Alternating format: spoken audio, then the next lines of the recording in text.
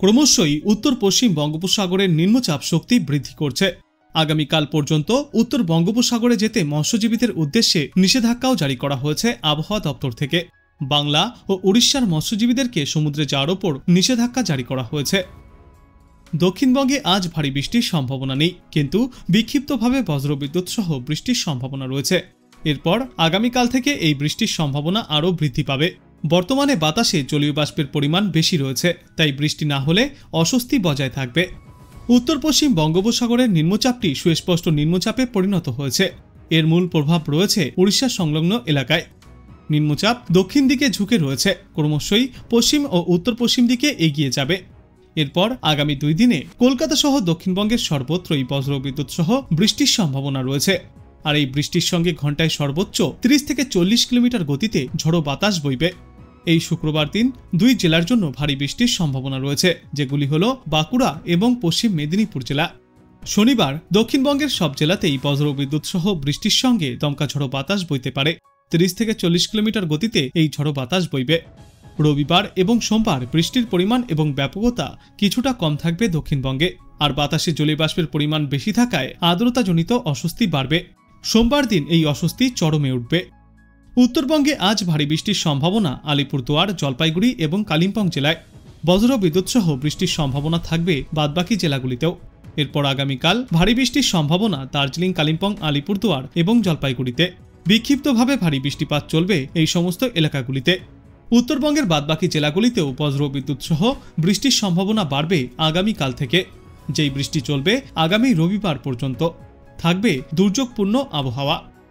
যেমন এই শনিবার দিন আলিপুরদুয়ার এবং কোচবিহার জেলার জন্য রয়েছে ভারী বৃষ্টির সম্ভাবনা। তারপর রবিবার এবং সোমবার বৃষ্টির পরিমাণ বাদবাকি জেলাগুলিতেও বজ্রবিদ্যুৎ সহ বৃষ্টির সম্ভাবনা বাড়বে বলেই অনুমান। শনিবার আলিপুরদুয়ার এবং কোচবিহারে ভারী বৃষ্টির সম্ভাবনা রয়েছে। রবিবার এবং সোমবার বৃষ্টির পরিমাণ কিছুটা কমবে উত্তরবঙ্গে। এদিকে আজ দুপুরের পর থেকে আগামী শনিবার পর্যন্ত মূলত মেঘলা আকাশ দেখা যাবে কলকাতায়। বজ্রবিদ্যুৎ সহ বৃষ্টির সম্ভাবনাও বাড়বে। সঙ্গে ঘন্টায় 30 থেকে 40 কিলোমিটার গতিতে দমকাঝড়ো বাতাস বইবে। বাতাসে জলীয় বাষ্পের পরিমাণ বেশি থাকায় বৃষ্টি না হলে আর্দ্রতাজনিত অস্বস্তি থাকবে। ছত্তিশগড়, মধ্যপ্রদেশ এবং উড়িষ্যাতে ভারী থেকে অতি ভারী বৃষ্টির সতর্কতাও রয়েছে। অরুণাচল প্রদেশ, আসাম, মেঘালয়, মণিপুর, মিজোরাম, নাগাল্যান্ড এবং ত্রিপুরাতে ভারী বৃষ্টির সতর্কতা। পাঞ্জাব, হরিয়ানা, চণ্ডীগড় এবং দিল্লিতেও চলবে ভারী বৃষ্টি। জম্মু কাশ্মীর, লাদাখ, মুজাফফরাবাদ, তামিলনাড়ু, পন্ডিচেরি, করাইকাল, তেলেঙ্গানা, অন্ধ্রপ্রদেশের উপকূল, রাজস্থান, গুজরাট, হিমাচল প্রদেশ, কর্ণাটক, কেরল, মাহে, কোঙ্কণ, গোয়া, সিকিম, উত্তরাখণ্ড এবং বিদর্ভেও রয়েছে ভারী বৃষ্টির সম্ভাবনা। অন্যদিকে বঙ্গোপসাগরে তৈরি হওয়া ঘূর্ণাবর্ত শক্তি বাড়িয়ে ক্রমশই উড়িষ্যার দিকে এগিয়ে আসছে। এর প্রভাবে গাঙ্গেয় পশ্চিমবঙ্গ এবং উড়িষ্যা সংলগ্ন এলাকায় ফের শুরু হতে পারে দুর্যোগপূর্ণ আবহাওয়া। আপাতত সমুদ্র উত্তাল থাকবে। উপকূল সংলগ্ন বঙ্গোপসাগরে ঘন্টায় 35 থেকে 45 কিলোমিটার বেগে ঝড়ো হাওয়াও বইবে। ওই সমস্ত অঞ্চলে মৎস্যজীবীদের উদ্দেশ্যে সমুদ্রে যাওয়ার ওপর নিষেধাজ্ঞাও জারি করা হয়েছে আগামীকাল পর্যন্ত। কলকাতা সহ দক্ষিণবঙ্গের একাধিক জেলাতেই আজ বজ্রবিদ্যুৎ সহ ঝড় বৃষ্টিপাত চলবে। দুর্যোগ থাকবে হাওড়া, হুগলি, উত্তর ও দক্ষিণ 24 পরগনা, পূর্ব ও পশ্চিম মেদিনীপুর, ঝাড়গ্রাম, পুরুলিয়া এবং বাঁকুড়ায়। সঙ্গে ঘন্টায় 30 থেকে 40 কিলোমিটার বেগে ঝড়ো হাওয়াও বইতে পারে। এরপর আগামীকাল থেকে এই দুর্যোগের সম্ভাবনা আরও বাড়বে, যেই দুর্যোগ চলবে আগামী রবিবার পর্যন্ত। এই 3 দিনে দক্ষিণবঙ্গের সব জেলাতেই জারি থাকবে হলুদ সতর্কতা। তারপর আগামী সপ্তাহের শুরুতে অর্থাৎ সোমবার 2 24 পরগনা এবং 2 মেদিনীপুর জেলাতেও জারি থাকবে বৃষ্টি। দক্ষিণবঙ্গের পাশাপাশি উত্তরবঙ্গের জেলাগুলিতেও রয়েছে ঝড় বৃষ্টিপাতের সম্ভাবনা। আজ দার্জিলিং, জলপাইগুড়ি, কালিম্পং এবং আলিপুরদুয়ারে ভারী বৃষ্টি অর্থাৎ 7 থেকে 11 সেন্টিমিটার পর্যন্ত বৃষ্টিপাত চলবে। ঝড় বৃষ্টিপাত হতে পারে কোচবিহার এবং উত্তর দিনাজপুর জেলাতেও। এরপর আগামীকাল থেকে দার্জিলিং, জলপাইগুড়ি এবং আলিপুরদুয়ারে ভারী বৃষ্টির সতর্কতা জারি করা হয়েছে। এদিকে আজ কলকাতায় দিনের সর্বোচ্চ তাপমাত্রা থাকবে 32 ডিগ্রি সেলসিয়াসের আশেপাশে এবং আজ সর্বনিম্ন তাপমাত্রা থাকবে 28 ডিগ্রি সেলসিয়াসের আশেপাশে। বাতাসে আপেক্ষিক আর্দ্রতার সর্বাধিক পরিমাণ থাকবে 95% এবং সর্বনিম্ন পরিমাণ থাকবে 70%। আজকের পর আগামী 2 দিনেও কলকাতা সহ সমগ্র বাংলার বিস্তীর্ণ এলাকাতেই আংশিক মেঘলা আকাশের সঙ্গে বিক্ষিপ্ত বৃষ্টিপাত জারি থাকবে। বিশেষজ্ঞরা জানিয়েছেন, আজ কলকাতা এবং পার্শ্ববর্তী এলাকাগুলিতে দিনের সর্বোচ্চ তাপমাত্রা থাকবে 32 ডিগ্রি সেলসিয়াসে। সর্বনিম্ন তাপমাত্রা ছিল আজ 27 ডিগ্রি সেলসিয়াসে। আজ দক্ষিণবঙ্গে হালকা থেকে মাঝারি এবং কোথাও কোথাও ভারী বৃষ্টির পূর্বাভাস রয়েছে।